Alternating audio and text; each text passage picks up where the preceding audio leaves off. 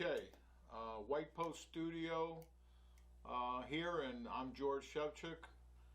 Today I'd like to talk about different types of governments and political systems and corporations. And before we get started, I came across some things I wrote, I think, earlier this year, which I think should be, I'd like to read for your consideration. These are postulates by me. And the first one is, the larger the human organization, the more corrupt it will be. I don't think you've ever heard that before, but you think about that and you see if you don't think that that's true. The larger the human organization, the more corrupt it will tend to be. And basically what happens is when an organization gets large, the left hand doesn't know what the right hand is doing. When the cat's away, the mice will play, and there is usually all kinds of shenanigans that start to come into the picture. It is my proposition that federal government has a lot more mischief in it than state governments do, because it is further away from the people and because it is larger, and therefore they can get a lot away with a lot more nefarious practices than they would otherwise be able to do. I just wanted to add to that that sounds very similar to a saying that I heard before that says power corrupts and absolute power corrupts absolutely. Exactly. I forgot who said that, but it was. We should look that up on the internet. Who originally came up with that phrase? But anyway, but that definitely supports my thesis. The other thing, or the next thing, is that the tendency of this first postulate is tempered by strong adherence to a code of moral rules, and that's where religion comes into play. If you have if you have a code of moral rules, and they're enforced, that tends to keep order in a large organization. Corporations are, by and large, human organizations with no code of moral rules besides the laws of the countries in which they operate. Corporations are becoming a real serious problem, but we'll talk more about that later. As these corporations become huge and multinational, they begin to rival the power of countries they operate in. And the last point is religious organizations are, by and large, more moral to the degree that they do adhere to a moral code, and to that degree they are in line with God's Word. Anyway, something to consider and something to take into consideration as we talk on to the next set of subjects.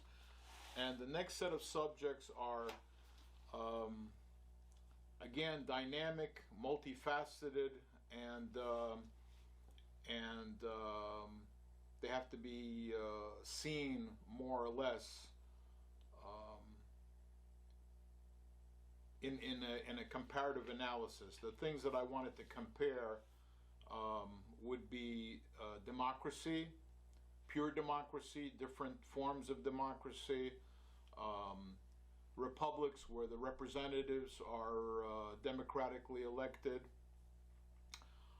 law, which in our case in America, in the United States of America, would be based on the Constitution and the Bill of Rights, and these things are based directly or indirectly on, I think, or I believe, most people would confer biblical law.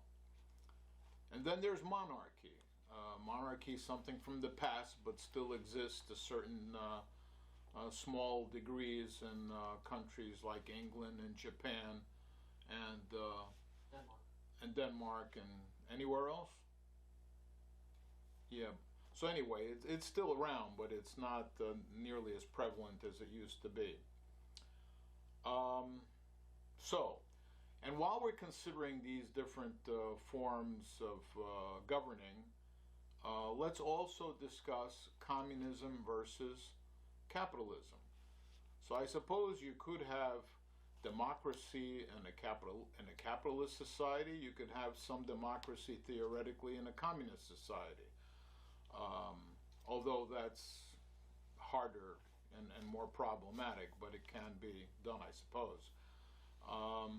Then you have now the other things like constitutional law and the constitutional law and monarchy, they can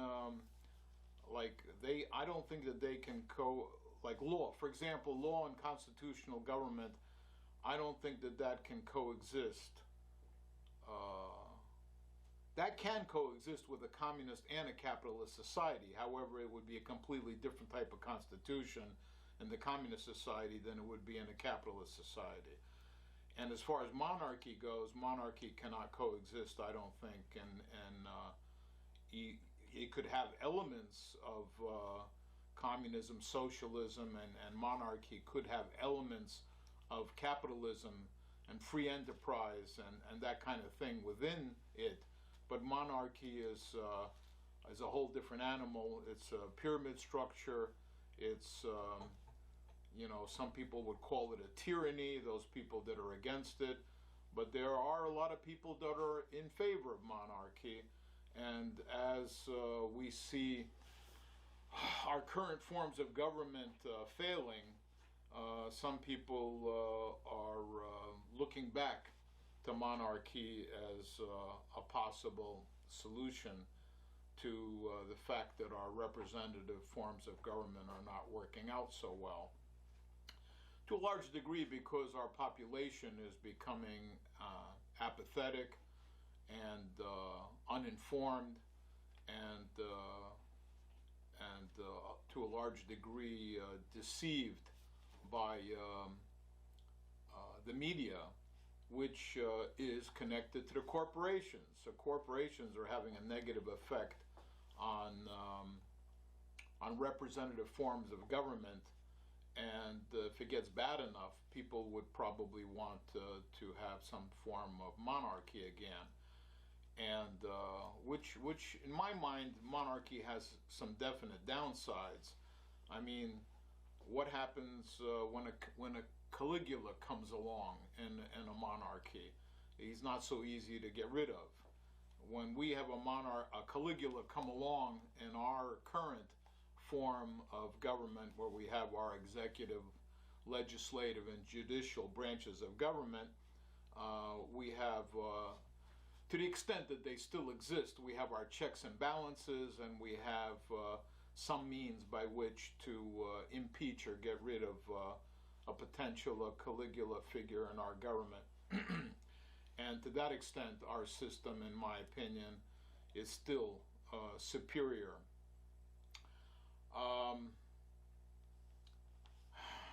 But unfortunately, in our system today, I think that our representatives, to a large degree, have been co-opted by multinational corporations. I think one problem with the system is when you have so many people in government, in the Congress, instead of just a monarchy, there's a lot more people who can be corrupt. And if you have a king, well, maybe the king is corrupt, but he's not being bribed by in the same way that an entire Congress is bribed. Yeah, are you sure you're in the picture frame? But Yeah. yeah, I guess he can't be bribed that easily because he owns it all. Right. So he's beyond being bribed. Right, because he's the one person in charge of everything. Right, right. Yeah, that is a positive aspect to monarchy, which basically I might as well get into what we were talking about before. That you wanted me to bring up in regards to communism and monarchy. When I was telling you about the inventor or the person that supposedly came up with the concept of communism as it exists today would be Karl Marx. And my thesis or my proposal is that Karl Marx, in my opinion, never believed that communism would actually work the way he proposed it would work in his Communist Manifesto and whatever other books he wrote. But I think that Karl Marx invented communism simply as a means to overthrow monarchies. And because, you see, he was no fool. He was an economist, and he knew that if you have a system where no matter what you do or how hard you work, you're still getting paid the same as everybody else, then human nature being what it is, the new game in town becomes how little can I do and still get paid. And that's what happened actually, to some extent it happened in the Soviet Union, because the system deteriorated to the point where you couldn't get any quality of service, nothing could be done right. Everybody was trying to get away by doing as little as possible and still getting that guaranteed paycheck weekly, monthly, or however they got paid, which I think contributed to the downfall of the Soviet Union. Now, why is that not happening in Red China? I think that the reason why it's not happening in Red China is because Red China is really not a communistic system in the sense that Karl Marx proposed a communist system to work. What you really have in China is you have what I believe is called a kleptocracy. That's what it's pronounced. Hey guys, kleptocracy, right? Yeah, that's the right pronunciation. And a kleptocracy is basically a system that is where a small group takes over and makes the majority benefit them. And that's basically what you have in countries like, and you had for a small time, you had that in the Soviet Union too. You had a small group of people that were secretly owning and running everything, and everybody else, the masses, yeah, they were equal. They were equal in their poverty, and they didn't know about what was happening on the top. And my proposal or my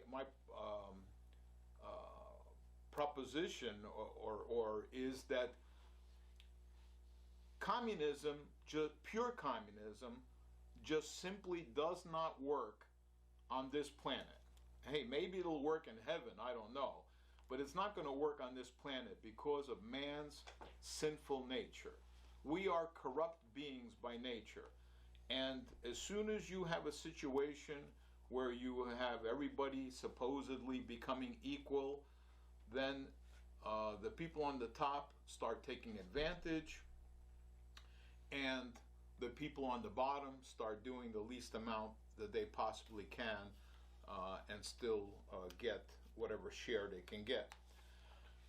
So, that being said, I would say that communism can work within a family, because within a family, everyone has a desire to help the other people in the family and bring each other up.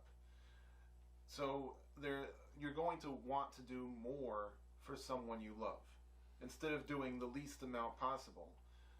So if whenever you can, you're going to try to help them when they're sick, or do the most to make them better, or things like that. Communism can work within a family, but not within a country, because people you don't know, you have no incentive to help in the same way. Yeah, I agree. But in that vein, wouldn't you agree that if it had any chance of working at all, it would probably work better in a homogeneous society than it would in a heterogeneous society? Because in a homogeneous society, like for example Japan, you know, I mean, it just seems like as if just about everybody in the country is an extension of their own family. Right. Whereas in a heterogeneous society where you have multi-racial and multinational and multicultural and multi-faith and everything is multi, you have different pockets and groups, and they tend to compete against one another. And in some ways, there's certain things that work in Japan better than they do in other countries, and you could say that it's just because they care about the other people around them more. Right, right. Yeah, I agree with that concept completely. That is that actually you stumbled upon something that I spoke about with someone recently, and that is that this is idealism, and this is something that I think that humanity should strive for, but it's very difficult to do, and it has a connection to religion and Christianity, and that is the whole concept of competition as it is in capitalism. Now, I am a capitalist, and I believe that capitalism works, and I do believe in free enterprise, and I understand that when people can get to keep the fruits of their labor, that they will labor more, and everybody benefits from this in the long run.